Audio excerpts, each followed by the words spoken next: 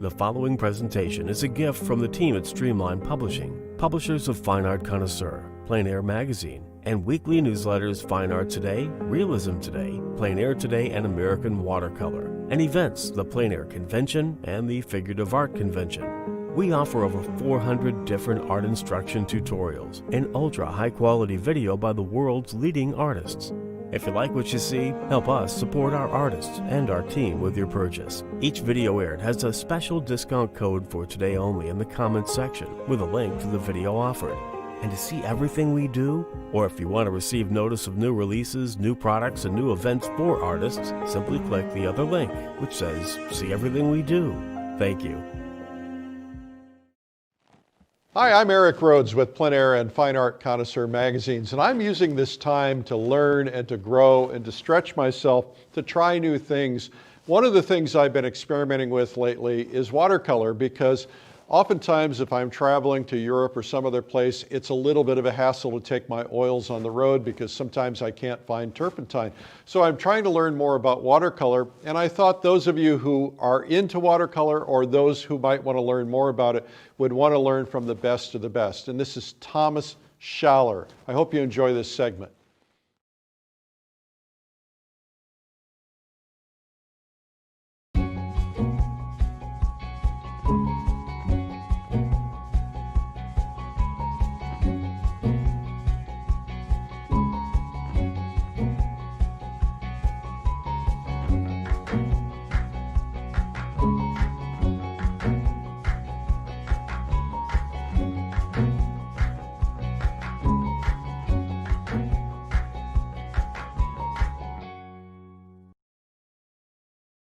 Hi everybody, this is Code SCHALLER. Some of you may know me and others of you may not, so welcome to my new video.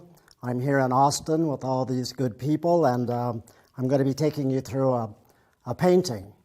I'm an artist working in watercolor, but I think a lot of the things I'm going to be talking about are applicable or hopefully useful to any artist working in any medium. It's going to be a step-by-step, so I'm going to be talking a lot about how I do what I do, but a little bit about why I do what I do in the first place. So let's dive in and I'll take you through it. So we have one life. We have anything we want to do within reason. We're capable of doing it. So why is it some of us choose to paint and others choose to do something else? Obviously, I can't speak for anybody but myself, but I just think painting is a fundamental way of storytelling, non-verbal storytelling, much like writing or music, but it uses tools of visual language, of course, to tell the story the artist has. I come from a background of architecture and that form of design. I've learned over the years how to transpose design that I used to use in creating buildings and cityscapes for people into making paintings that are more personal. So what I'm hinting at is the building block in design that was missing in my former life of architecture and design was the personal, the expressive. That's a crucial element when an artist sets out to make a painting. Why do you do what you do? Is to tell a story about who you are and how you react to the world around you. I think it's the artist's job not to illustrate the world or depict it. We have cameras for that sort of thing, but it's to interpret it, to bring your own unique voice to whatever it is you do on canvas or, in my case, paper in the watercolor medium. Okay, one of the things I most like about watercolor, I've tried every medium, but for me, watercolor is, it works. It's the most personally expressive way for me to get from here and here to here. Other artists may work in other ways, I get it, but for me, watercolor is the most immediate, the clearest, simplest, most direct and effective way for me to get what I'm feeling and what I'm thinking onto the surface of the paper. When I set out to do a painting, I think the question I ask first, before anything else happens, is Why? What is the subject I'm choosing to paint, and why did I not choose something else? I can't answer that for you, of course. I shouldn't. I also love watercolor and art in general because there's no one right way to paint. I have my way, you have yours. I could never paint like you do, and you can't paint like me. Not because I'm so great, but because we're all so very different. Watercolor, I think, is so expressive of each artist's individual DNA. Your own unique artistic voice is yours alone. I'm here today to show you a little bit about mine. Please feel free to use anything I talk about or any of my techniques, but know too that these come from my own personal experiences. Yours may be very different indeed. The things that talk to me may speak to you and they may not, and that's good. So I'm going to be talking to you very specifically today about the kinds of things that resonate with me and how I transpose them into a painting.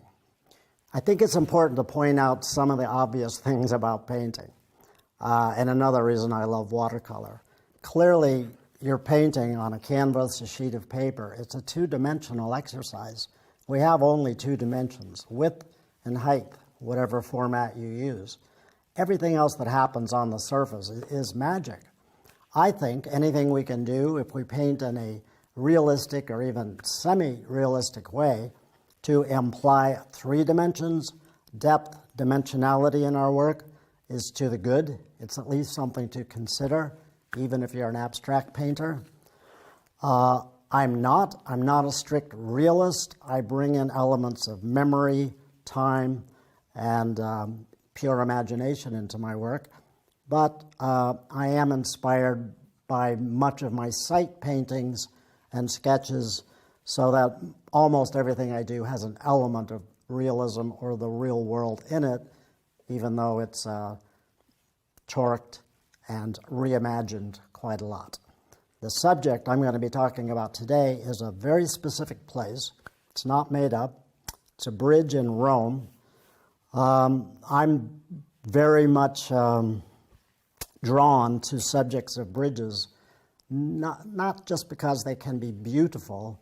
You know, everything that's beautiful isn't necessarily pretty.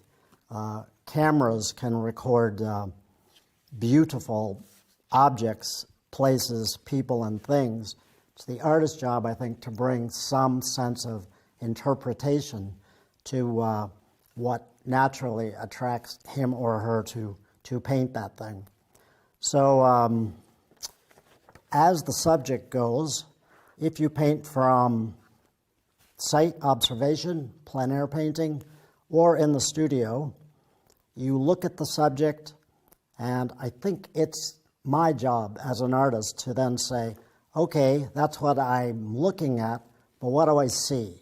Meaning, what do I feel about what I'm looking at? How do I take what I'm looking at and make an expressive painting out of it? Those are the why questions I was referencing earlier, and I'm going to show you a bit about how I do that. This obviously is a reference photo of the specific subject. It's the Ponte Vittorio Emanuele II bridge across the Tiber in Rome, Italy. It's just up the river from the much more famous Angel Bridge that you've probably all seen. So it's hardly overlooked, but it's not nearly as crowded or as photographed or as seen. It was built in the late 1800s. It's a very, very beautiful neoclassical structure, sure, but I really want to emphasize that I'm not painting so much the actual bridge. I'm trying to paint my reaction to it and what I bring to paintings in general, which is a sense of duality, two opposite things colliding on the sheet of paper I'm working on, meaning dark versus light, the vertical versus the horizontal, warm tones versus cool tones, man-made objects, as they collide with the natural world, and also a sense of time. I was referencing a minute ago how we like to play with the idea of perspective and dimensionality in a painting to get a sense of that 3D effect that can be very compelling. But in terms of subject matter, I like to do something that can imply yet another dimension, the fourth dimension of passing of time.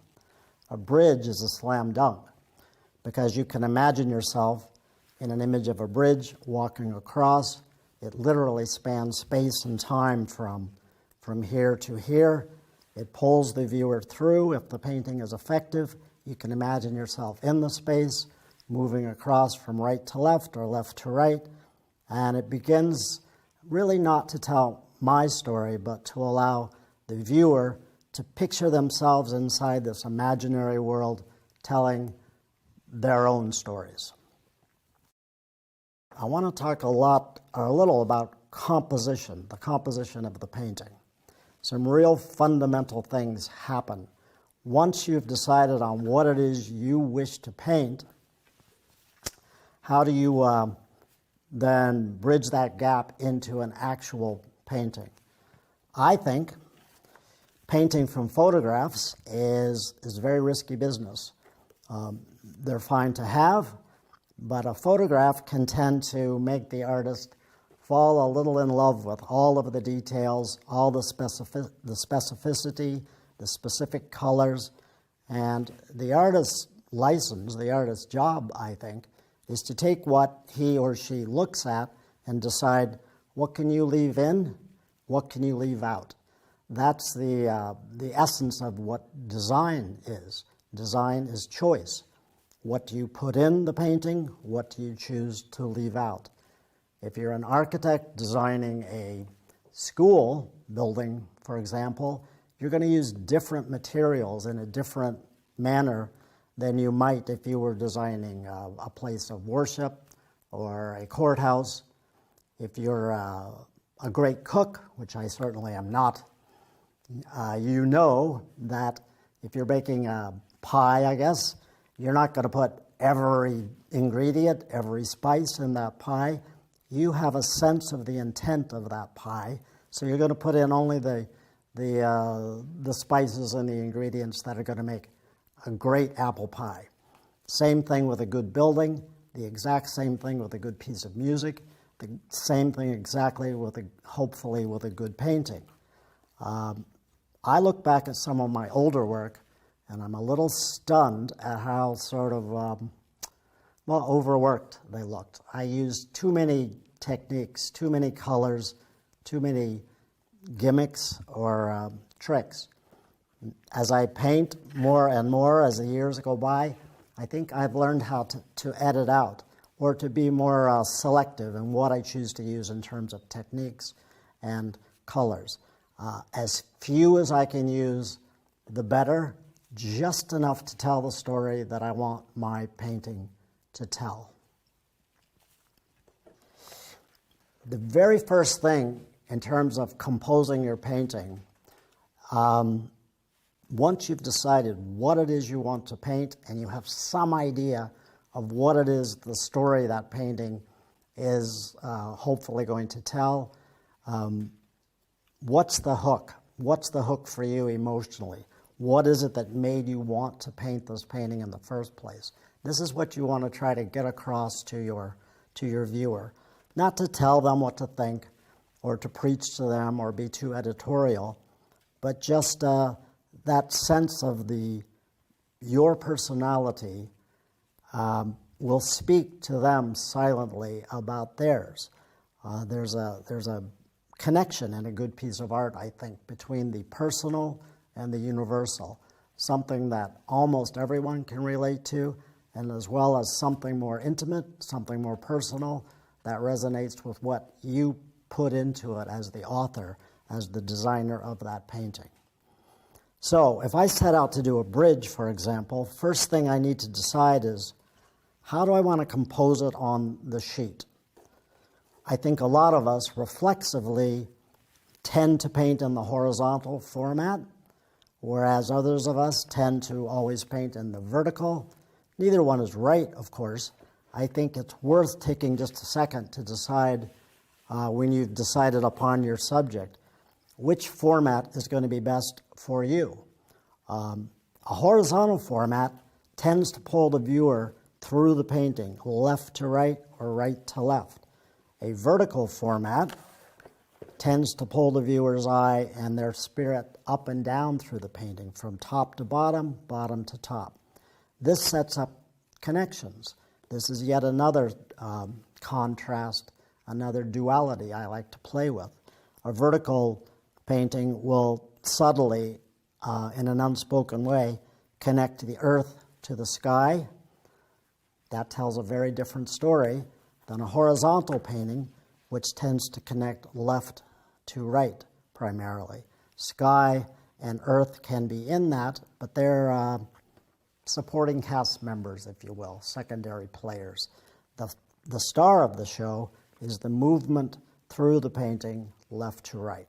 So since this is a bridge, it is kind of a slam dunk for a horizontal painting. There are beautiful vertical paintings you could do of this, but I think in this particular case, they might look a little forced, a little awkward.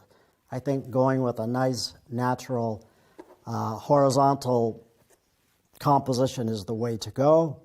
There is water, there is sky, there are background elements. There are lots of things going on here, but the real star of the show is the rhythm of darks and lights that pull you through this painting left to right. I don't think it's absolutely necessary, but almost always I do a little sketch like this, a value study, compositional study, before I start the painting. The reason is it sort of sets in place my reaction, the stuff of art. What is it that excited me about this subject in the first place? Why did I decide to paint this as opposed to going out drinking with my friends or staying home on the couch? There was something exciting about this. The sketch for me is the quickest, most immediate, less pedantic way that I know of to get it down quickly. And I have stacks of these sketchbooks at home that I'll go back to days, weeks, months, even years later, and I'll look through and they'll bring me right back to wherever I was and say, oh wow, that's what I felt. That's my reaction to whatever that subject was. I will do a final painting far more from a sketch like this than I will from a reference photo. In fact, in my teaching and my classes, I will say to myself as well as my students, once you get a decent study sketch done, you can take your reference photos and throw them away. You don't need them that much. This is where you want to live. You want to start to live here. I also think a sketch tends to loosen us up. It sort of breaks the bounds between that reality that you're looking at and this reality that you're going to paint. That's a fundamental thing. It was an aha moment for me when I realized that. And I think it's a fundamental thing for students of art to realize that a good painting does not have to copy or replicate every single thing you see. It has to be a work unto itself. This is what people are going to look at, to assess, to judge you by. This is the genesis of art, not the reference photo, not even what you're looking at when you're painting in plein air. So that's one reason why I think the sketch is so critical to me. It also is a laboratory where I begin to get my thinking out of the way. I begin to establish, as I said, the format, of course. I set up, in this case, a nice sort of golden mean, the rule of thirds. A third up from the bottom is, in this case, the horizon line. A third of the way in from the left side is a larger area of darks, and that's a very comfortable composition of elements and shapes. The first line I draw on every drawing, every sketch, is this, the horizon line. It's the datum line that sort of begins to establish where you're standing in space to help the viewer feel, draw them into your painting ultimately, and help you as the artist begin to establish and set all the other various elements. The main thing the sketch does, besides that, it starts to tell you where do you want the areas of dark, where do you want the areas of light, also what is important, what must you put in this, what can you sort of play down or leave out entirely. In my work as an architectural watercolorist, I didn't have the liberty of leaving anything out, really. It was a very detail-oriented profession. Fine art, by contrast, you can leave out vast swaths of detail. The viewer's eye will fill in great blanks. It's really a bit like music. The parts of the painting that are unpainted are just as powerful as the parts of the painting that are painted. And that's poetry, that's magic when that happens properly. Those kinds of decisions, you can start to compose the design in the sketch even before you start the painting. So for me, again, these sketches are a laboratory. They take a lot of the guesswork out when I go on to the final painting. Someone once said, or maybe I just made it up, but you should try to get your thinking done first before you do your painting. That's another reason I do these sketches. This is where I try to get my thinking out of the way. Then when I jump onto the final painting, I can paint much more from here, from the heart, and not think too much.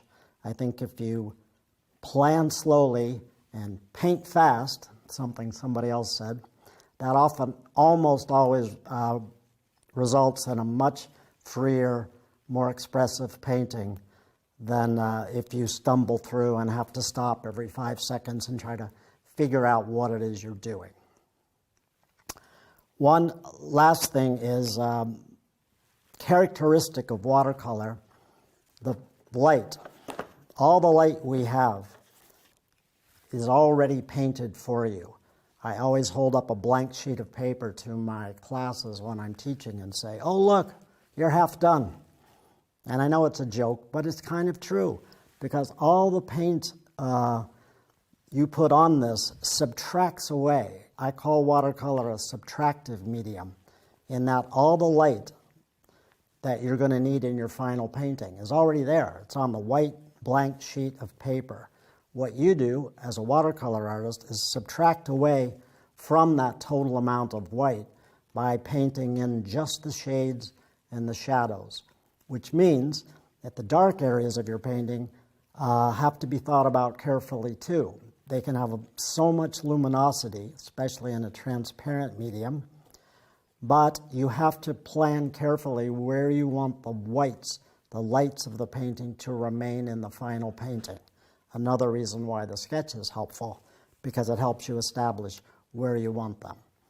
Once the light in a watercolor painting is gone, it really is time for cocktails, because you're done. You can regain some of lights. You can scrub and scrape. I'm not a purist. I don't mind bits of opaque paint added. Not at all. I do that. But they're never going to have the sort of freshness and luminosity of a watercolor where the whites are preserved and saved from the outset. So in terms of composition in design, those are the main things that go through my head. This video is about designing your painting specifically. But when I talk about design, what I'm referring to is the creative process I think all of us go through, whether we're designing a building, growing a garden, making a painting, composing a piece of music, whatever creative exercise you're involved in, the act of design comes into play. And when I refer to design, what I mean, it's the creative process of choice, of deciding what elements you're going to use in painting, which techniques you're going to use, what colors, etc. In other creative mediums, what ingredients do you use? What do you choose? What do you choose to leave out? Once you have the idea of your painting, for example, in mind, you start to subconsciously even begin to think, what are the colors that are going to best sell this? What's the format that's going to best make that story come across? You know, etc. You begin to ask yourself these questions, the answers to which will hopefully make a stronger painting than if you don't ask those questions. Also, in terms of design, I think you need a hierarchy of elements, components. What are the elements that make a good design? I can't tell you what yours are, but I will talk to you about what mine are. I really encourage all of my students to listen to what I say, reject it if it doesn't make sense to them, and make up their own list. What are the elements for you alone, that make a good painting, that will help you design your best, most powerful painting? For me, there are 4 primary components. The first is the intent, meaning what is it you want this painting to say? Even more fundamentally, why are you doing this painting at all? What's the purpose? What are you trying to say? What do you want the painting to say to your viewers? The second element then, once you have your intent, the purpose established, is the composition. If you know you want your painting to be more linear or more vertical, that starts to tell you, before you draw or paint a thing at all, you begin to compose the painting in your mind, and then eventually, very quickly then, within your sketchbook. The third element, values. The poor people that take my classes, I know, get very tired of me hammering away on them on values, but I just don't think in the act of painting there are fewer things more important than a good dynamic range of values, from your lightest lights to your darkest darks, midtones in the middle. Again, I'm always harping on this, but it's a flat sheet of paper. There are numbers of ways of establishing depth, dimension within your painting, but the layering of 3 coherent values, lights, midtones, darks, is probably, for me, the best, most expressive way you can have to get a sense of 3 dimensions and dimensionality and depth that pulls the viewer inside and literally through your painting. I should say, it doesn't mean all of your darks, for example, have to be in one place, nor your lights nor midtones. In fact, you can orchestrate them through your painting to set up some kinetic energy and some dynamics that pull your viewer through and around, but they should be organized. I'm lucky, I'm fortunate in that I'm asked to jury a lot of shows, to judge other people's work. It's an honor, but I hate it. I hate to be that guy that says in or out. But on the other hand, I don't think there's any more harsh critic of our work than ourselves. That's true for me. So when I look back at my own work and I critique it, what I often see lacking is that dynamic sense of value. A good understanding of, comprehension of a successful dynamic range of values in a painting will go so far into making it a better painting.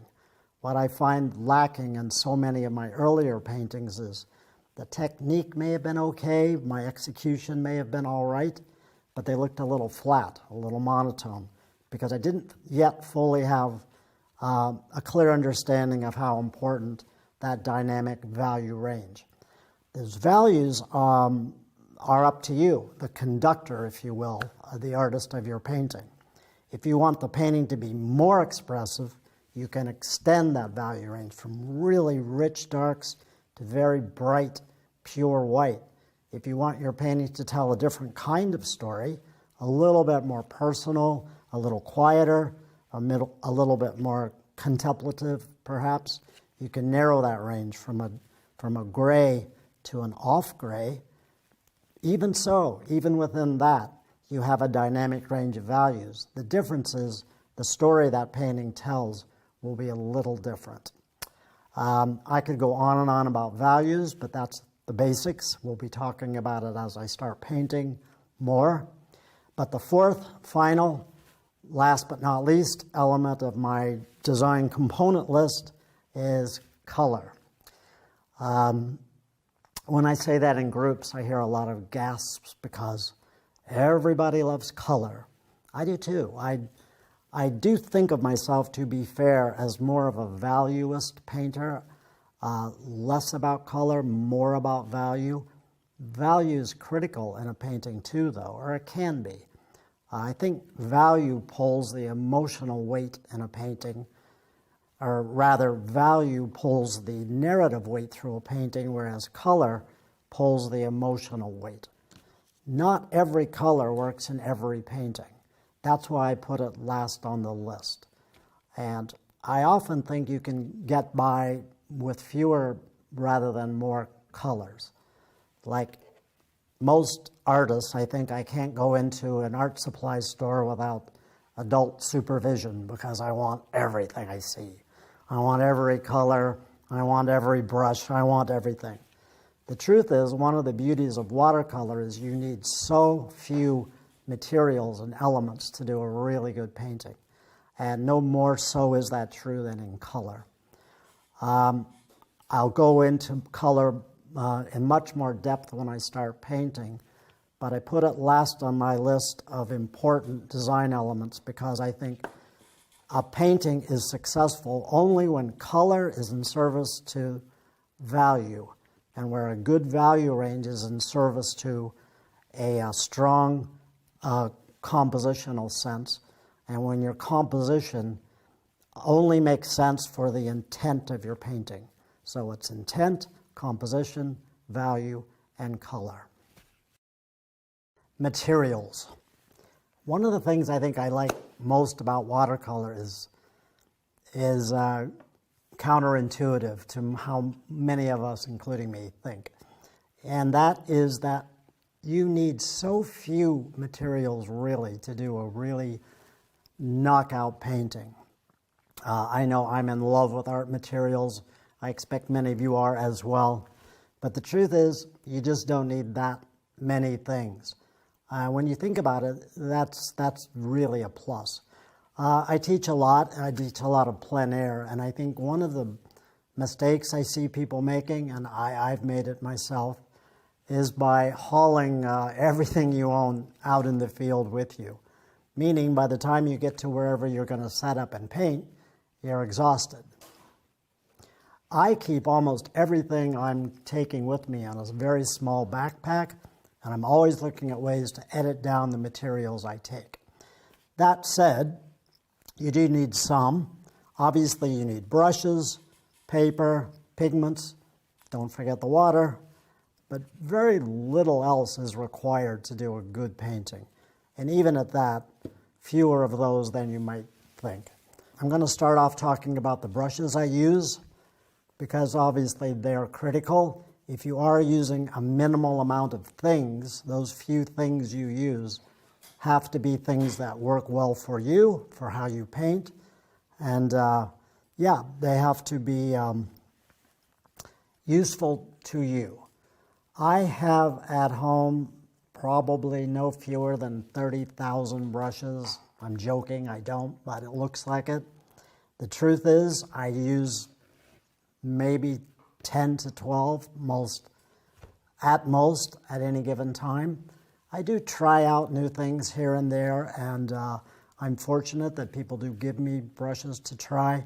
But I just want to walk you through the ones I use most often and the ones I'll be using to do the painting I'm going to be doing today. I think it's critical for a watercolorist to not forget it's a water-based medium. So therefore, a brush that holds a lot of water that can cover a large area quickly is pretty essential. One or two so-called mop brushes are, for me, indispensable. I really love this company, Escoda, Spanish company. It's basically a mom and pop store. They largely hand make all of their brushes, but these are squirrel mops, so it's squirrel quills. Why these are useful is because, as I say, they can hold a ton of water. You can cover a large area. The worst thing that can happen is if you're trying to do a big, large, wet wash, if your brush runs out of paint halfway through and you get unnecessary or unwanted scrape marks or dry marks or have to scurry and re-wet your brush. So a brush that can hold a lot of water, cover a big area, is important. So Squirrel Mop by Escoda, I recommend highly. Another great thing about these is despite their high quality, they're really not that expensive. Another alternative are these Soft Aqua brand by Raphael. They're a type of mop too. I like quite a lot. They're not squirrel hair. They're not natural bristles at all. They're synthetic, but they're engineered so that a few bristles inside are coiled in such a way that they hold a lot of water as well. I guess overall I would prefer the all-natural squirrel brushes. They just behave better. They do tend to hold more water. They're beautiful. I don't own any Kolinsky or Sable brushes, to be honest. I find them, they do hold lots of water, but I find them a bit soft. They're also incredibly expensive, and I'm led to believe that they don't harvest the Kolinskys necessarily in very ethical ways. So the Raphael Soft Aquas, obviously being synthetic, don't hurt any sables. I'm also led to believe that the squirrels for the Escoda mops willingly donate out of altruism their little tail hairs for these, so no squirrels are harmed in the making of the Escoda mops.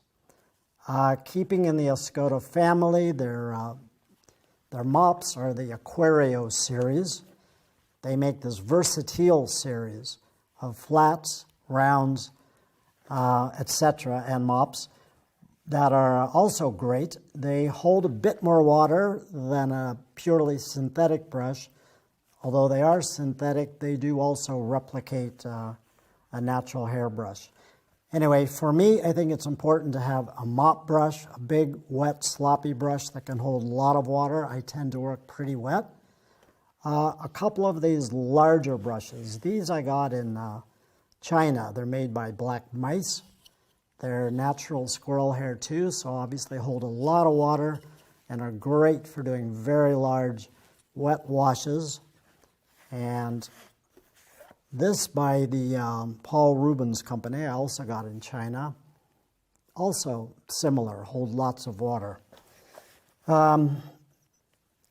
I didn't ever use flats until a couple of years ago. Again, I was in China and somebody gave me as a gift a series of flats that I thought I wouldn't use, but now it turns out I do. Watercolor is so much about edges that a big wet brush like this that holds lots of water, of course, isn't especially adept at making clean, crisp edges. It's really outstanding for wet work. A flat edge brush, of course, is much more capable of striking a clean or hard edge or dry brush work, which I love to do quite a lot. So I do recommend having a couple of flats of different sizes. I like these Escoda Versatiles. They're great. I have a number of those in different sizes. And then moving down the road here, these Perla series, also by Escoda. They're all synthetic, nothing natural in them. They're rounds. They make a lot of different brushes, but these Escoda rounds are especially good at holding edges, detail work, and I really couldn't paint without them. So I have a series of those from 12 down to a number 2. I have a couple of other specialty brushes, but those are the basics. And I'm asked often if I had to choose just one brush, could I do that? just do a painting with one brush? Yeah, and I suppose I would choose a round number 12. It's an all-round workaday brush that you can get most everything accomplished with one or two brushes like that. As I start painting, I'll be talking about a couple of these specialty brushes I use, but they're not really necessary. They're just fun for me to play with. So that's a look at the types of brushes that I'm going to be using to do this painting. For the record, they're pretty much the same types of brushes I use at home for almost every painting. Depending on the physical size of a painting, that might dictate the physical size of the brush I might use. So for large studio work, I have very large examples of these, etc. But in general, I would recommend everybody have at least one natural hair squirrel, probably a squirrel mop for big wet and wet washes, maybe a couple of flats for edge work and dry brush work, and then a series. You could get by with 2 or 3 rounds for more line-based work or detailed work. I think if you have even 6 of those brushes, you'd have plenty to do just about any kind of painting you want to do. Another thing I'm asked about all the time is if you had to pick one material that you think makes the biggest difference in how you paint. That's a difficult question, but I suppose I would say the choice of a good piece of paper can make all the difference. I have seen painters with great skill be very disappointed and fall pretty flat by choosing a really bad or a student grade piece of paper. Watercolor paper, I understand. It's expensive, it can be. But overall, it's not that bad. You can buy a good quality paper for a fairly modest price. This is an Arches paper. People ask me a lot what paper I use, and there isn't one single answer. It does depend on the kind of painting I'm doing. This, as I say, is an Arches paper. It has a modest degree of sizing in it. I chose it because it's bright white, and because of the sizing, it'll hold an edge very neatly. The subject I'm doing lends itself to that. I also like Saunders Waterford. It's a beautiful, sophisticated paper, but it's a little softer. So the pigments tend to mix in the fibers of the paper a little more than they do on the Arches, which tend to stay up on the top a little bit longer to make a little cleaner edge.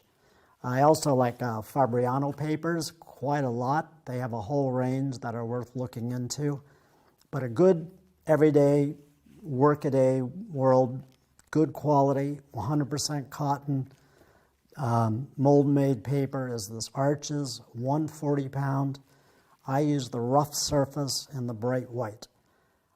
I don't recommend using very heavy or 300-pound papers much. Now again, I'm not going to tell anybody what to do. Depends on how you paint.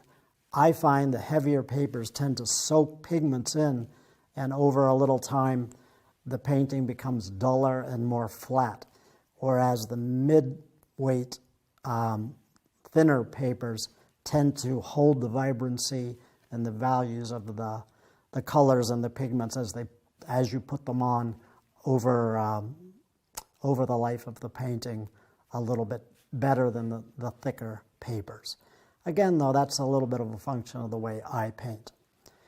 I think I mentioned, but I almost always use rough surface paper. That is because I'm always looking for ways to amplify that sense of luminosity and depth in my paintings. So because of the kind of pigments I use, which I'm going to talk about in a second, they tend to hit the surface of the paper. The heavier parts of the solution of pigment and water sink into the little valleys of the paper and float over the little mountaintops, and then you get that beautiful characteristic shimmer that you can only get in a watercolor medium. It's both beautiful, characteristic, and it also helps amplify that sense of luminosity and transparency that I'm always looking for. So not always, but I almost always choose a rough surface paper, almost always 100% cotton. People do amazing work with UPO and all sorts of other paper, and my hat is off to them. I've not found any success in doing that, but you know, there's always room for experimentation. Today, though, I'm going to be painting on this Arches 140-pound rough, bright white surface. Obviously, you need something to carry your pigments in and something to mix them in. I have an amazing palette. It's made by Steve Finelli at House of Hoffman. I got this to use as a studio palette because it's really a jewel and a work of art. They're all handmade and they're beautiful. But I love it so much, it's the only palette I use, indoors, outdoors, teaching, at home. It's been around the world a million times, and it's never let me down. It's made out of brass, but surprisingly lightweight. I'm not pushing these to say you should go get one, but I'm just saying it's important to choose a palette that holds enough pigments for you, sufficient amount of pigments, and has enough reasonably deep mixing wells for you to do your thing on the painting. I notice a lot of palettes, mixing wells are very shallow, so it's difficult to mix up, you know, a big vat of paint sufficient enough to cover a large area.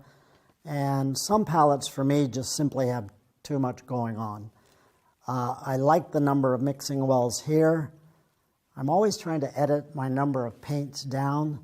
I think I have 14 in total. I'd be happy with 10 to 12, but there you go. And I think it's important for me to have at least 5 mixing wells, and this has 6. So I love this palette, but by all means, you should use whatever works best for you. And make sure you have a travel palette if you're interested in plein air work that's comfortable, that you can carry around with you, that's not too heavy and not too cumbersome. You can see here how I have my paints arranged. Generally speaking, they're arranged from lightest pigments to darkest, and from warm colors to cool. As far as specific pigments, I always use tube paints as opposed to cakes, because you can get really rich, vibrant colors with a lot of water. I mean, I never forget it's called watercolor, and I find a lot of people in my classes are a little stingy with either water or color. I think the tube-based pigments help us loosen up, paint much more fluidly and expressively. I use pigments mostly by Daniel Smith.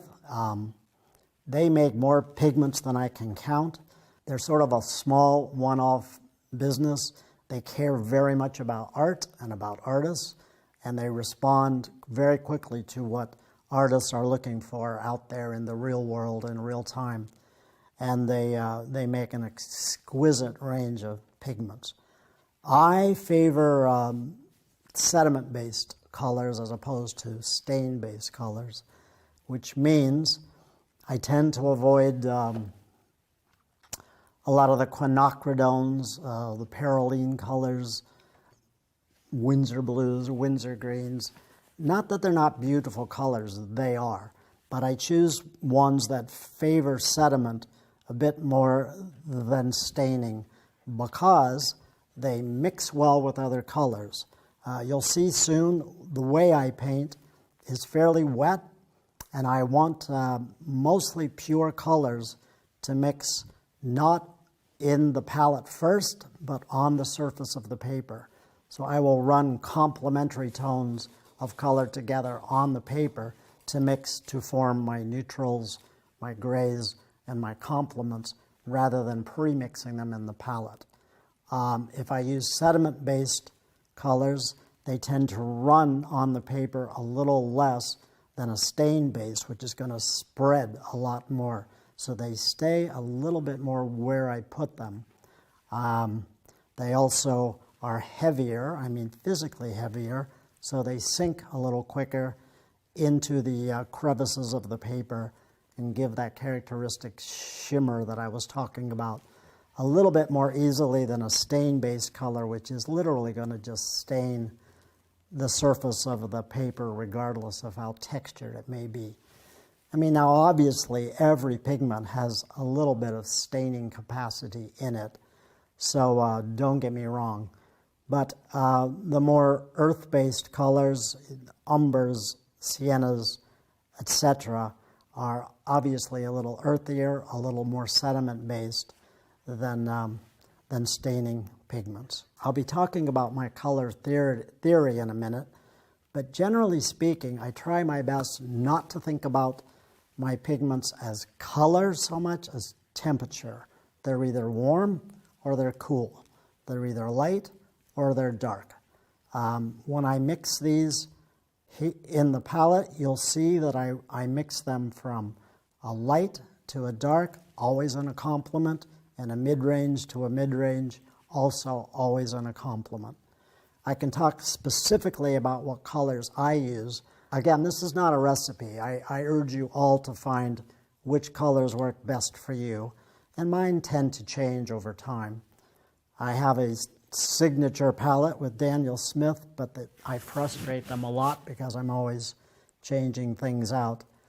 But I have a Naples yellow, a French ochre, a raw umber, and a Van Dyke brown, which is a bit of a specialty that I don't always use, but there it is. A cad orange light, a cad red light, a Holbein pigment, which is called light red, burnt sienna, alizarin red, another Holbein color, lavender, which I love. It's a semi-opaque. I use it very sparingly. You'll see later. Cobalt teal, a manganese blue, a cobalt, and an ultramarine blue, a serpentine, and a jadeite green.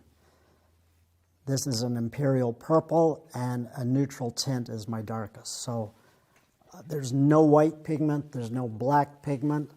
I'm not a purist. I'm not against using those.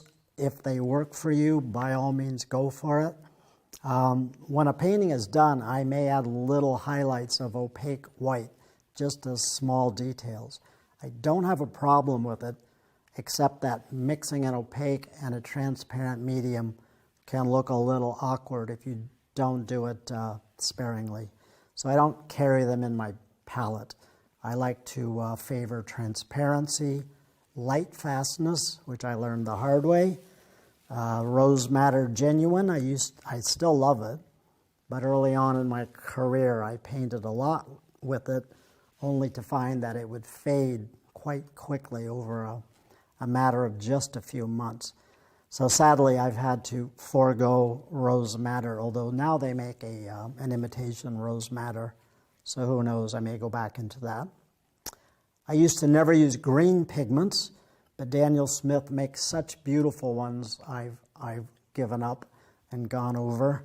I don't mix my greens anymore. I use beautiful sediment-based serpentine and jadeite, which as they dry, they separate out into literal minerals that separate on the paper, sink, and blend beautifully.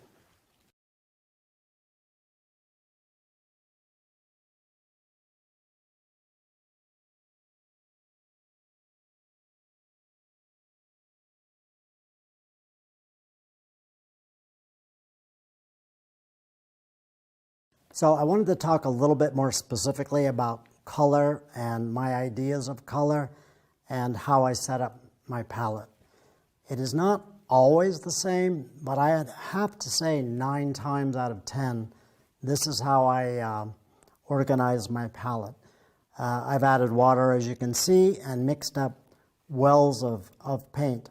I always do this. Not necessarily for these specific colors, but I think it important to keep something wet in your palette while you're painting at all times. The very worst thing that can happen is if your brush goes dry and you stick it in your palette and there's nothing there.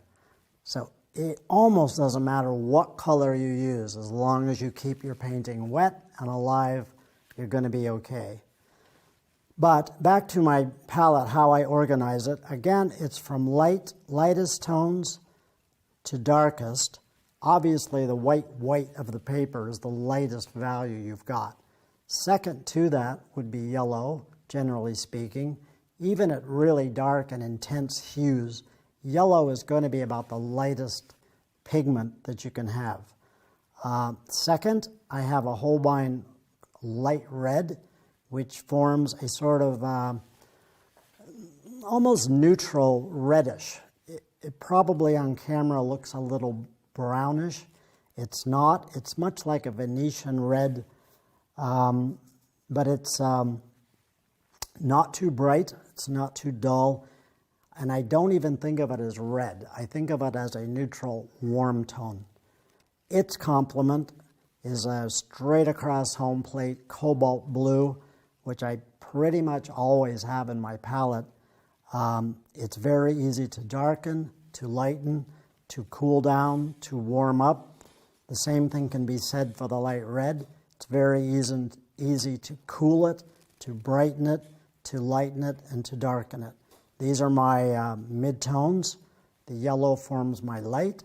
And over here is a neutral tint, which looks a little unky and black. It is not. It is really sort of a violet hue that, if you're clever, you'll notice is essentially a violet, which is a complement to my lightest light. So again, here I have contrast going. The light contrasted with the dark, the yellow as a complement to the violet, the orangish red as a midtone is a complement to the blue as the secondary midtone. So I have light, midtone, dark, warm, warm, cool, cool. This will form the basis for just about any painting you want to do. Obviously, I have supplementary pigments. When I do the final painting in a few minutes, I'm going to be using a more sophisticated, I think, palette than you see here, but the theory is the same. It's always about complements. It's always about how does the light complement the dark and vice versa, and how does the warm complement the cool and vice versa. I want to just do a couple of very quick, just sketchy washes on here so you can see what I'm talking about. As I say, I don't tend to use mixed pigments. I use a lot of pure out-of-the-tube color and then allow it to mix on the surface of the paper and within the fibers of the paper itself. So what I've got going on here is a Naples yellow, and then I'm going to transition it into this violet, which is actually a neutral tint. So because they're essentially sediment-based colors, I think you can see that the transition from yellow to violet, from light to dark, happens pretty rapidly and very smoothly. You do get a nice neutral in the middle, but I hope it's not muddy. It's still very transparent. It still transmits light and life, and there's nothing murky or dull about it. Moving into the midtones, this is the Holbein light red.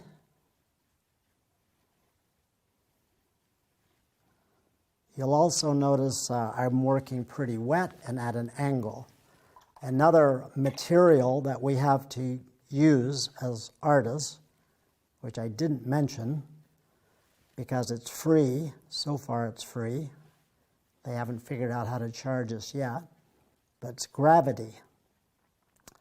A lot of artists work with their paper just flat on the board or table they're working on, and I do find that a little surprising.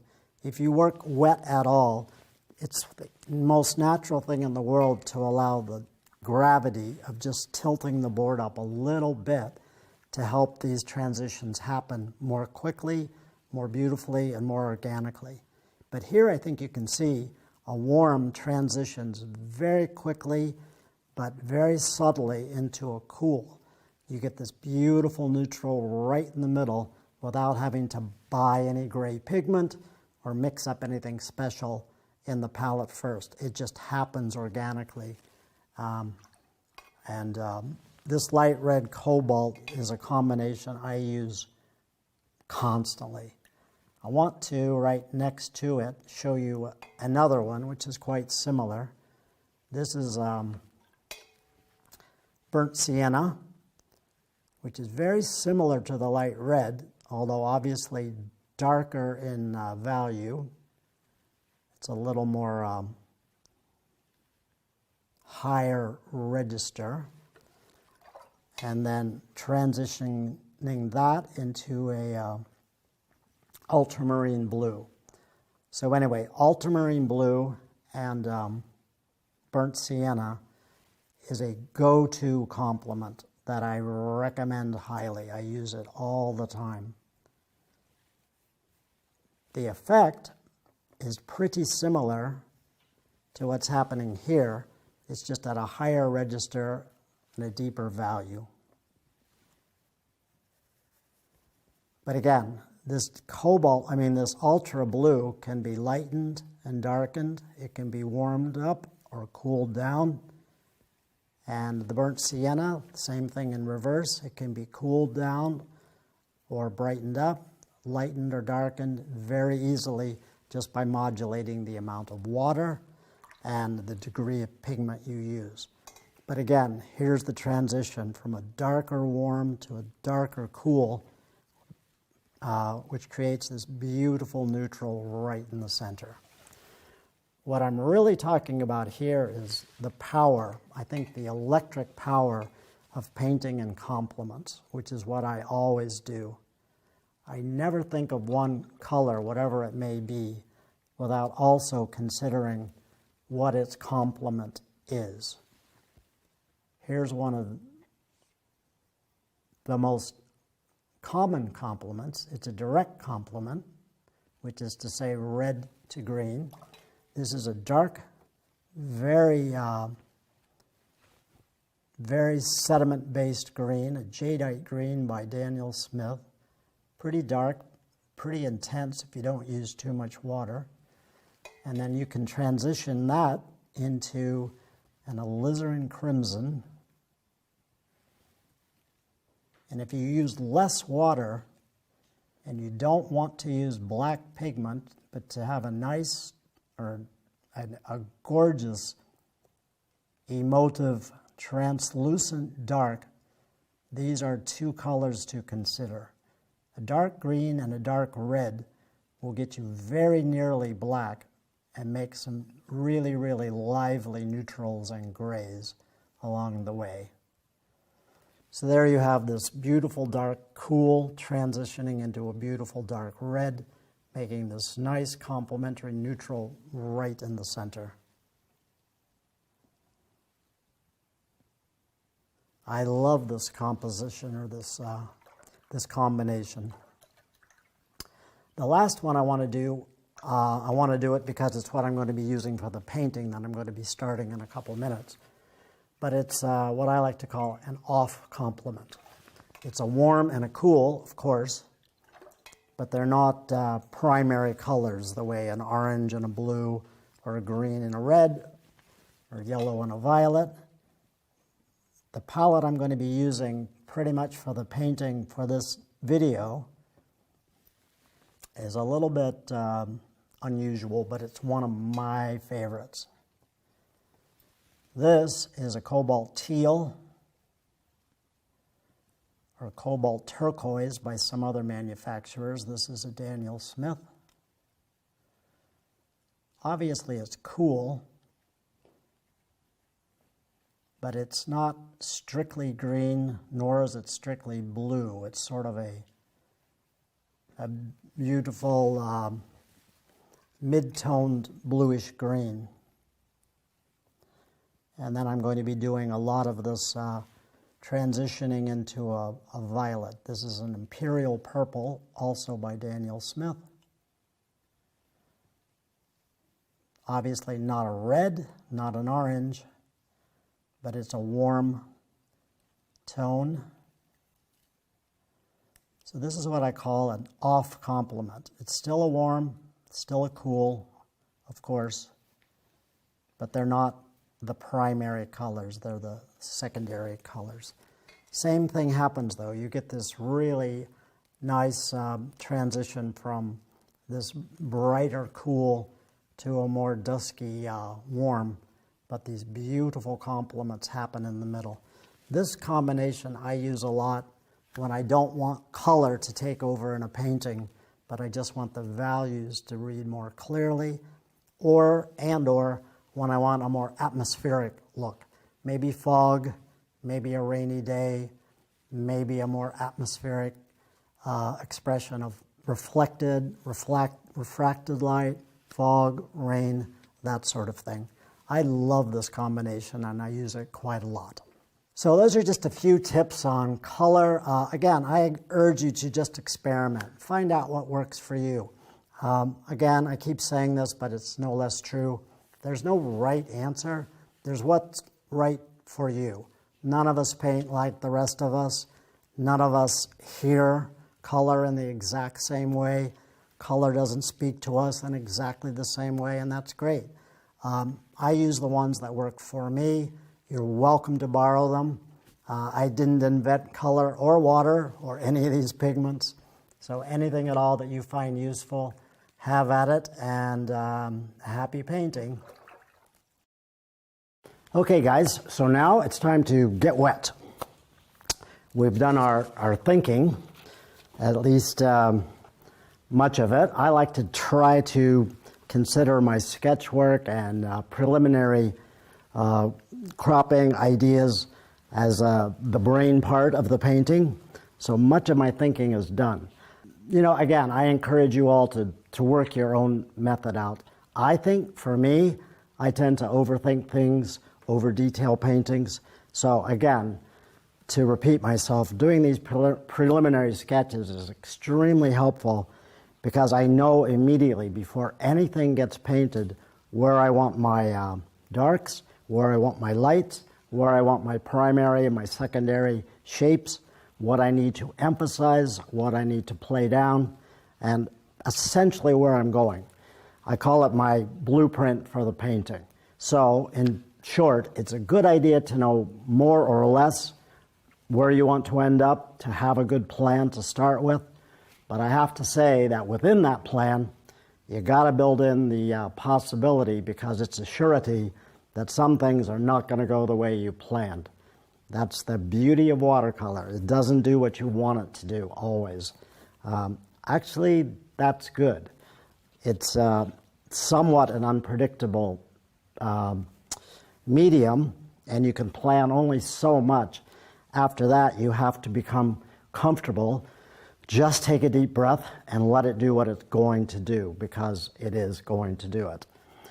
Trying to corral, control watercolor too much is just going to result in a painting that looks a little stiff, obviously a little over-controlled, and possibly a little dry and lifeless. And we don't want that.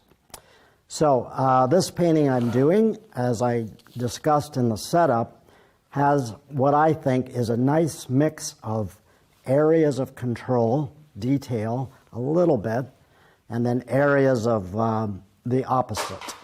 Large, washy areas with very little to no detail.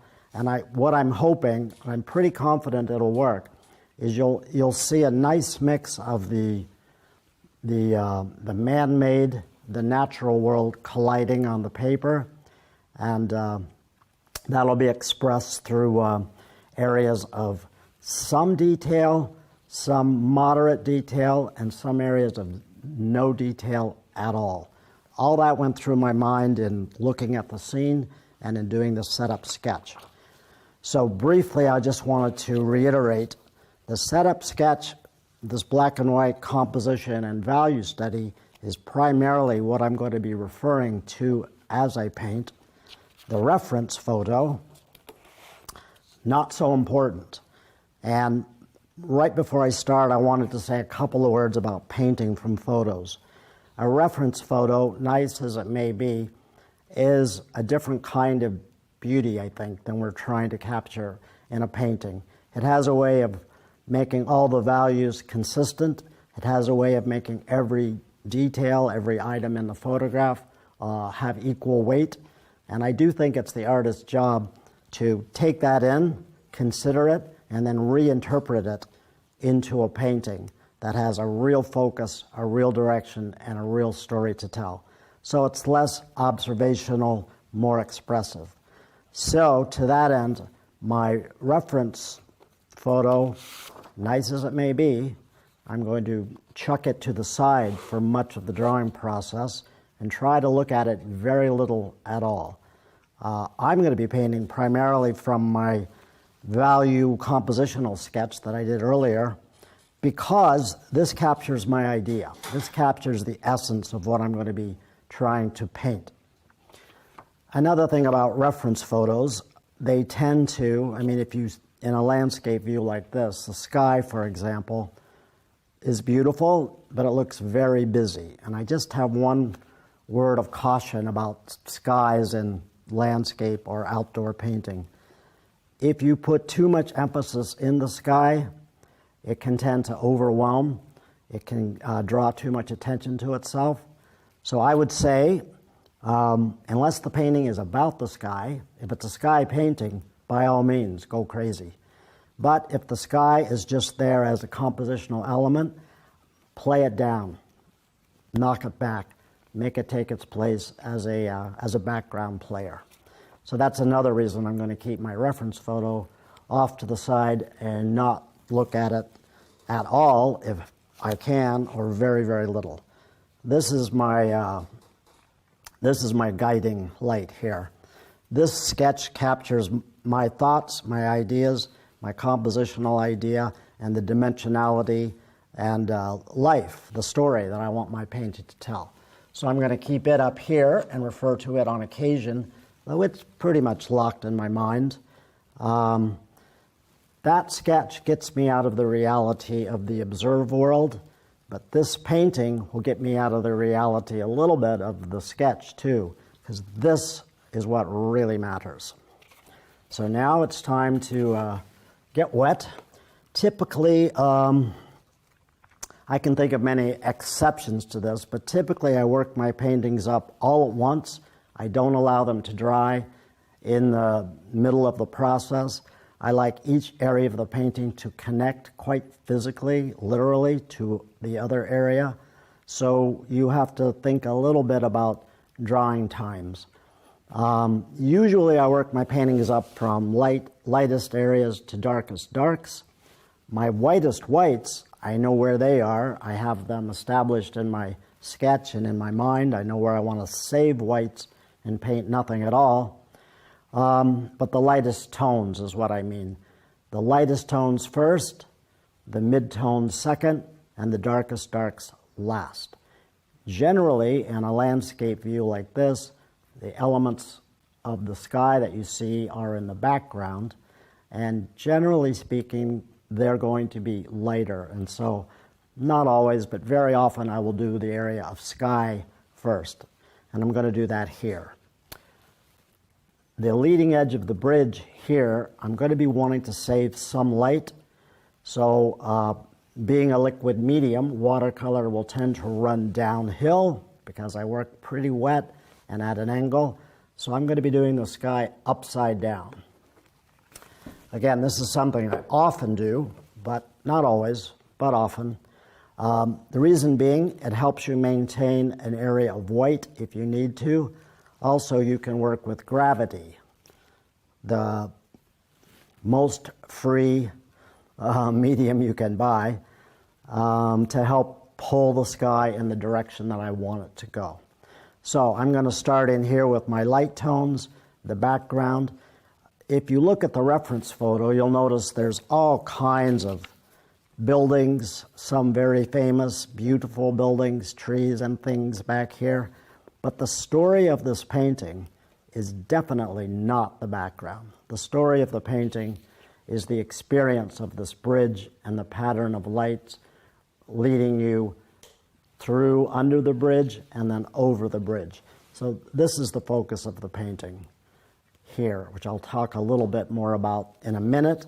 But just in terms of the lightest lights, the background is definitely the background. You've got to keep that in mind. So all this stuff, all these trees, you can hint at, and I intend to, but the last thing you want to do is overpaint or over detail them. So I'm going to start with a couple of brushes to get them wet and ready to go. One, a smaller mop brush that'll hold a lot of water. A slightly larger mop brush that'll hold a good deal of water. And then a synthetic mid-size flat brush that I'm going to use to just quickly cut in around areas of the bridge that I want to maintain as light. I have a palette in mind for this painting. It's a fairly busy painting. As far as a demo painting, it's much more complex than anything I've done before. I wanted very much on film or on video to do, a more proper studio painting. The things I've done earlier are really quite sketch-based, and that's fine, or plein air, which is also fine. But I wanted to let you guys have a look behind the curtain, if you will, on how I approach a real proper studio painting. So, you might think that the line drawing in this painting is pretty complicated, that there's a lot going on. You're not wrong. It is a little more detailed than most of the work I do, definitely more than I do on video.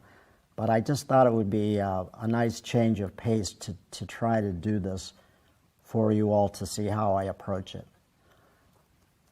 I think the last thing you want to do is over detail or overdraw your work. But again, as I said earlier, this painting is about the contrast between a little bit of area of detail and then a lot of areas of no detail. And I'm pretty confident that's going to make a lively and interesting painting.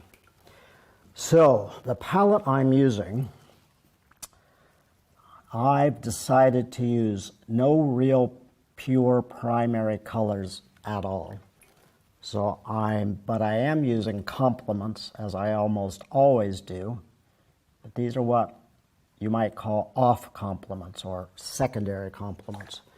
So I'm using a imperial purple or a mineral violet, if you like Holbein paints. They're similar, very sedimentary, but very, very transparent, not bright acidic purple, but a nice, more neutral violet, and contrasting that with a cobalt teal, which is neither really blue nor really green, but somewhere in the middle.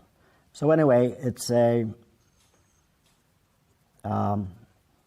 sort of more sophisticated palette, I think, this violet and teal that run together to give you this silvery feeling. I've started here a little bit careful to maintain a little bit of detail, or a little bit of line, I should say, saved light just above the bridge. And then once I get around the sculpture and all these things I maniacally drew, this is all going to dissolve into a very wet sky up above. So the square brush, flat brush, was great for me to just quickly cut in around the hard areas. Now I'm going to swap out to a mop brush. This is Skoda mid-size mop brush. I'm going to get away from the teal. I'm going to use a little bit of washed out violet.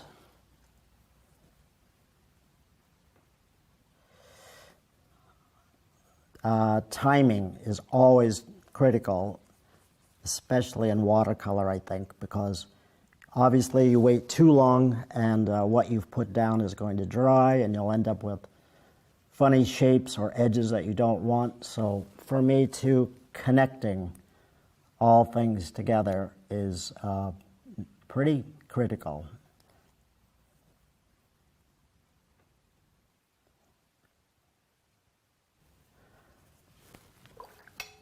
So now I'm just going into a pure, very wet, what you call, well, what we traditionally used to call a French wash, meaning you build up a bead of water and you pull it down the page. The painting is still upside down, of course, so I'm pulling it up the page, but in this direction, allowing the pigment and water solution to run down.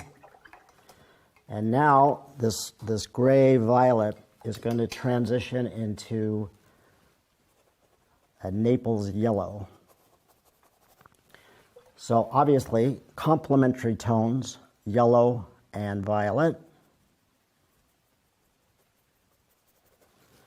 But I don't want any hard edges. Again, I don't want any fancy cloud shapes to show in this particular painting, simply because I think they'd be distracting and really not add anything to the story. I'm getting lighter and lighter as I come up the page by adding more and more water to this soft brush.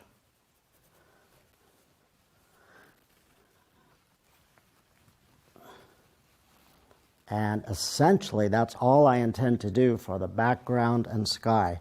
I will add just a hint of detail in some of these trees as they get closer to us, but not too much.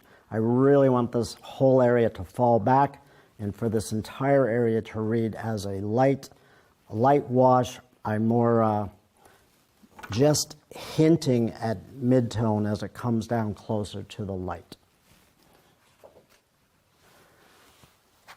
On a big wet wash like this, I will, with a paper towel, just carefully mop the edges to sort of suction off the remaining bead of water. If I don't, you'll get backwash and end up with all sorts of funky shapes inside the wash that you probably are not going to want. Now, I can risk flipping this over while it's still really wet.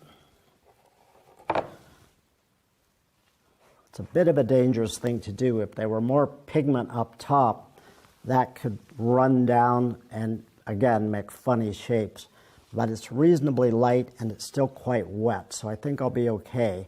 The reason I'm doing that is because before this whole area gets a chance to dry, I want to take a round brush, one of these CWatercolor synthetics, before this dries, and drop in a little bit more of the same cobalt and violet mixture to imply the distant trees.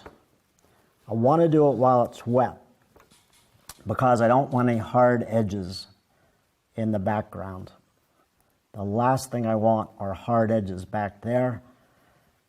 That is because a hard edge, I mean, again, there are a million exceptions, but a soft edge implies something far away. A harder edge implies something that's much closer up to us. And I, again, am always cognizant of trying to play up the sense of three-dimensionality in my paintings. It's a flat, two-dimensional piece of paper. So again, anything I can do to enhance the sense of depth is really something worth thinking about. So these are all really quite light, washed out colors, nothing too strident. Just a nice toggle, I think, between the cool of the cobalt, the warm of the violet, and then all resolving near the top into just a little bit of that pale Naples yellow to offset the violet that I put in the sky. This cobalt teal down here at the bottom gives a little weight to the sky, but also I think in a hopefully a little more sophisticated, a little bit more lyrical way implies the foliage of all these beautiful trees without getting too specific or without detailing them really at all, too much at all. Could I come back later and paint in all those trees? Yeah, I could do, but I'd like to do it while it's still wet so that, again, everything sort of runs together and connects. I'm always looking for my paintings to connect. You can see here I'm getting a little bit of backwash where the sky came down. It's beginning to form some shapes. They're not bad, but if I don't want them, this handy little tool, this water mist bottle, is incredibly helpful tool to encourage your washes to blend together. And if you catch it in time, you see funny edges like that forming, they will magically vanish.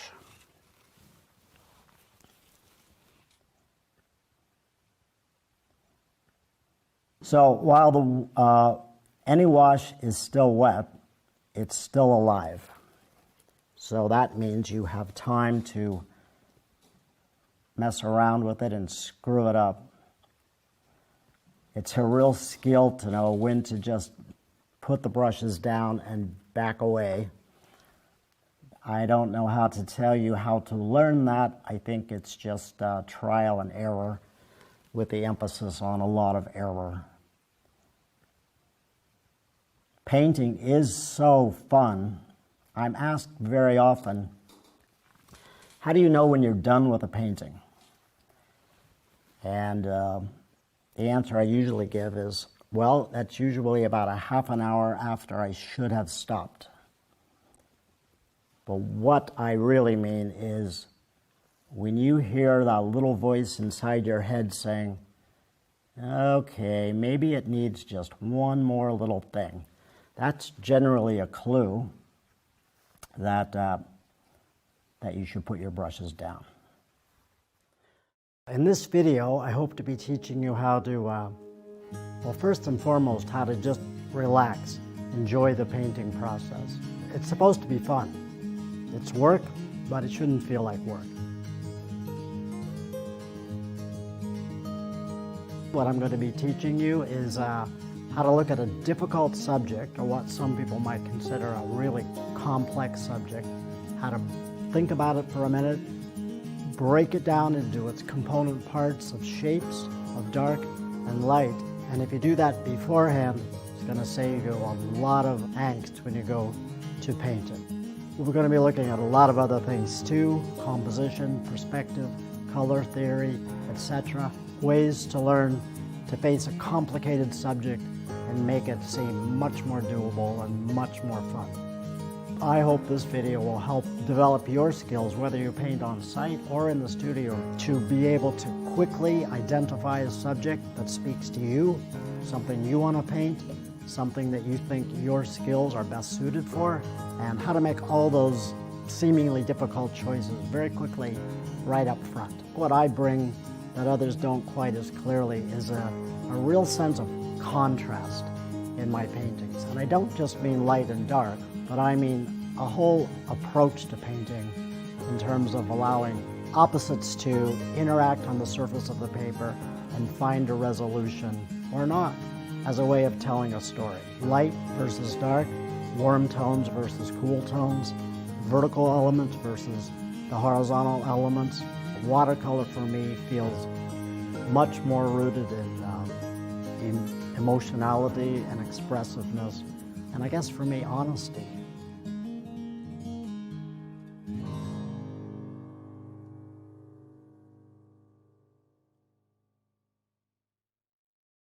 Well, that was Thomas Schaller in Watercolor, The Power of Design. Of course, you can use that design in any kind of painting. If you want to learn more about that video, go to lilyartvideo.com. Now let's learn more about Thomas.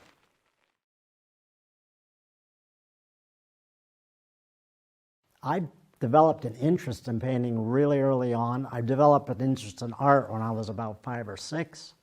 My parents were, well, my father in particular was dead set against it. He didn't allow the word art to be spoken in the house. It's another story. But my grandmother was a big fan of art, and she snuck me art books. I was fixated on looking at compilations of the great masters, and especially American artists. I started drawing, I don't know, early. My mom said I was born holding a pencil. I don't think that's possible. It would be painful if it were. But I always drew as a way to design other worlds that I would rather live in, or that I imagined, cities under the sea, spaceships, fantasy worlds. In a way, nothing's really changed. I still do that. I think of painting, for me, as a natural extension of the act of drawing. So I started messing around with watercolors probably around the age 7 or 8, just because it was fun. It was a quick way for me to get my ideas down into a sketchbook. Later on, as I got a little more aware, I realized that drawing is a way of expressing yourself through lines, whereas painting is a way to express yourself through using shapes, shapes of light, shapes of dark, eventually shapes of color. So the answer to when I started painting was I just don't remember really much a time where I wasn't painting. It's what I always wanted to do, and it's a kind of a miracle. I feel very blessed that I'm able to make a living at something I always dreamed of doing. When I start thinking I'm losing an interest in painting, or I think I'm no good, which happens maybe once a week or so, I honestly, and I know this sounds a little bit glib, but to keep my interest in painting, I just have to sit and think just for a minute at the joy I had as a kid of painting and drawing and telling those unspoken stories I had in my imagination. It's really what drew me to painting at the age of 5 or 6, and it's what still, 50 years later, it's what still interests me. It's literally, and it sounds quite simple, but just literally the joy of being able to express myself, connect to others through the act of nonverbal communication. Nonverbal storytelling is something that I love. I think people very often, and rightly so, think of me as a painter of architecture or of the built environment. It's not wrong, because I made my living, commercial living, painting architecture, the visions of other people in New York for many years. I was always, even as a kid, drawn to drawing houses and buildings and cityscapes. But I think as I got more mature as a person and as an artist, I started to realize that buildings per se weren't really that interesting to me. I mean, I liked them, but what I really was inspired by was the uses of a building. What good is a building if not for the people that use it and interact with it? So as I became more mature as a painter, I started thinking of cityscapes and buildings really only in their context.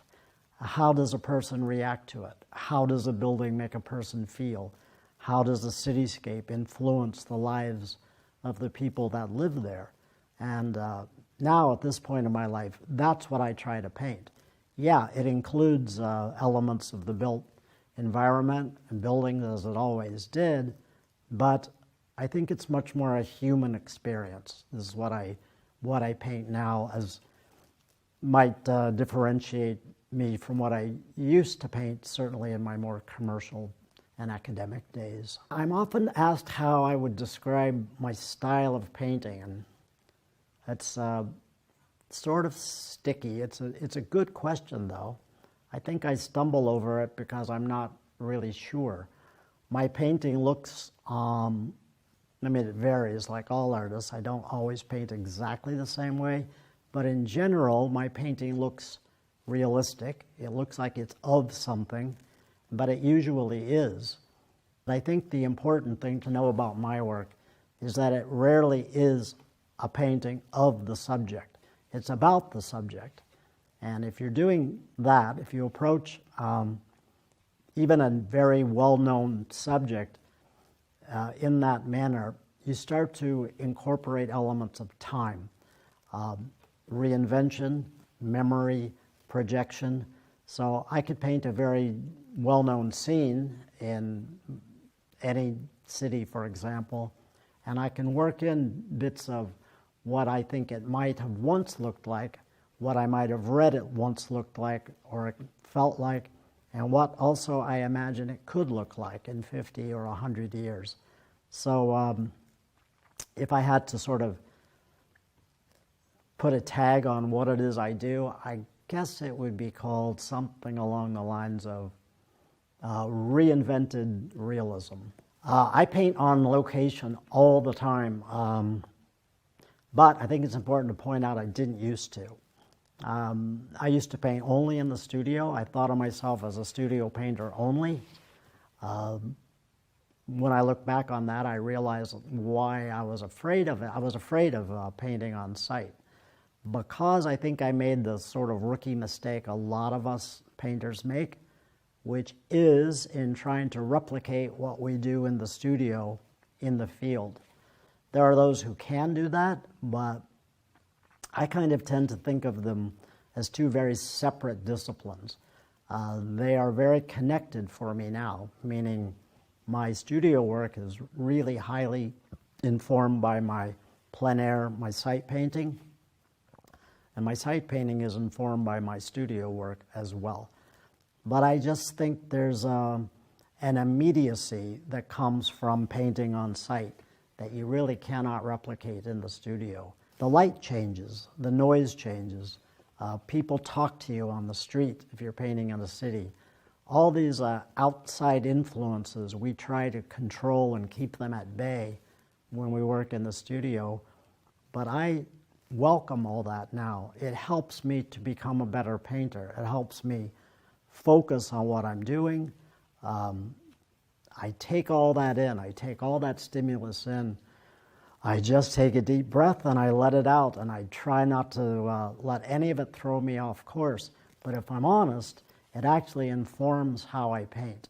If I'm painting somewhere in a busy piazza in Italy, for example, the sights, the sounds, the noise, the people talking to me, the smells, all of that will change the kind of painting I do. It's a much more experiential painting style that I carry over into my studio work, or I try to, because I just think it makes the paintings that much more authentic, that much more grounded in experience than just something that you drag out of your head.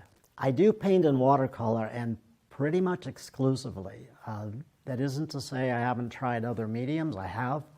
I went through art school. I studied oil, pastel, acrylics, printmaking, sculpture, you name it. I've tried it. I've liked it all. I've enjoyed all of it. Watercolor for me, I've referenced it before, but I think it's just a natural fit. I think it's an extension of the act of drawing, which, if I'm honest, is my first and true love. I love to draw more than anything. But drawing with watercolor, if I can call it that, that is to say, expressing myself through shape rather than just lines, is such a perfect fit. Because it's a transparent medium, it helps me imply that sense of dimensionality and depth that I'm always going for. So watercolor it is for me. To me, it is the most expedient of medias. And I don't mean that it's just fast. It can be, of course. But I mean, it's a sense of feeling hardwired. Your emotions, your inspiration is hardwired straight from your heart through your arm onto the page. And I never got such a rush when I painted in oil, which seemed for me to be a much more studied, careful academic exercise. Whereas watercolor for me feels much more rooted in emotionality and expressiveness, and I guess for me, honesty. It's just the way to go for me. Painting, I think, can be scary for many of us, and I'll be honest, it's been scary for me, and it still is on occasion. And I think, without getting too heavy, I think it's just simply because painting's very personal.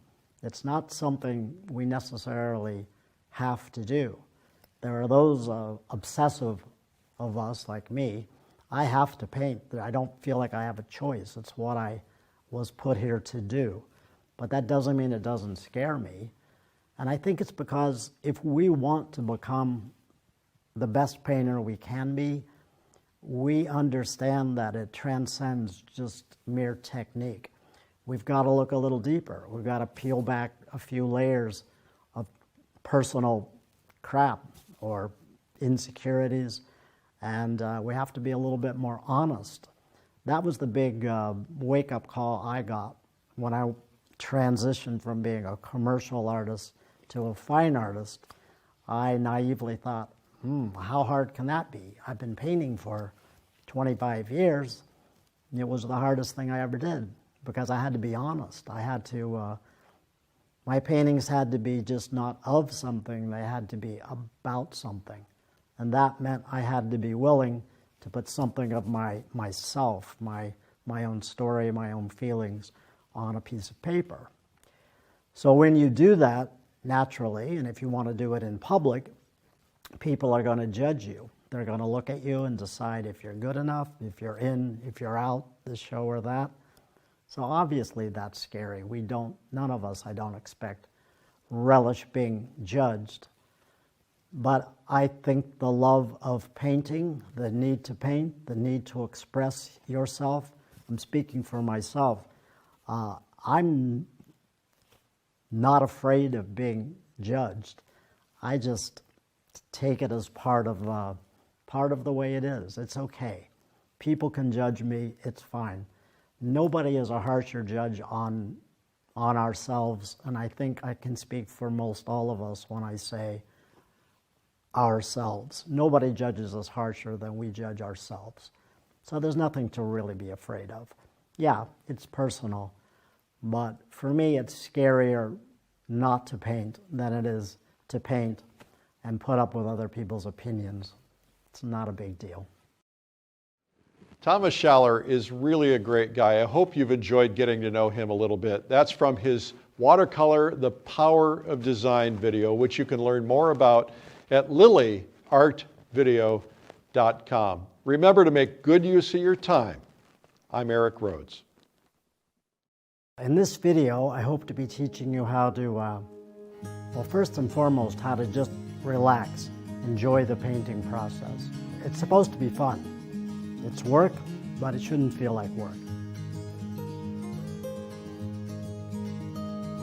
What I'm going to be teaching you is how to look at a difficult subject, or what some people might consider a really complex subject, how to think about it for a minute, break it down into its component parts of shapes, of dark and light. And if you do that beforehand, it's going to save you a lot of angst when you go to paint it. We're going to be looking at a lot of other things too: composition, perspective, color theory, etc. Ways to learn to face a complicated subject and make it seem much more doable and much more fun. I hope this video will help develop your skills, whether you paint on site or in the studio, to be able to quickly identify a subject that speaks to you, something you want to paint, something that you think your skills are best suited for, and how to make all those seemingly difficult choices very quickly right up front. What I bring that others don't quite as clearly is a real sense of contrast in my paintings. And I don't just mean light and dark, but I mean a whole approach to painting in terms of allowing opposites to interact on the surface of the paper and find a resolution or not, as a way of telling a story. Light versus dark, warm tones versus cool tones, vertical elements versus the horizontal elements. Watercolor for me feels much more rooted in emotionality and expressiveness, and I guess for me, honesty.